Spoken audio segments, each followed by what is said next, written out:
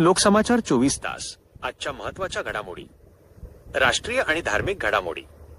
भारत निवडणूक आयोगाने 12 राज्यांमध्ये मतदार यादी सुधारण्याचे विशेष अभियान सुरू केले आहे। आगामी निवडणुकांपूर्वी मतदार यादी स्वच्छ करणे आणि अद्ययावत करणे हा या अभियानाचा मुख्य उद्देश आहे। आज देशभरात छठ पूजन मोठ्या उत्साहात आणि श्रद्धेने साजरा केला जात आहे। बिहार, झारखंड, उत्तर प्रदेशात मोठ्या प्रमाणात भक्तगण नदीकाठी एकत्र आले आहेत।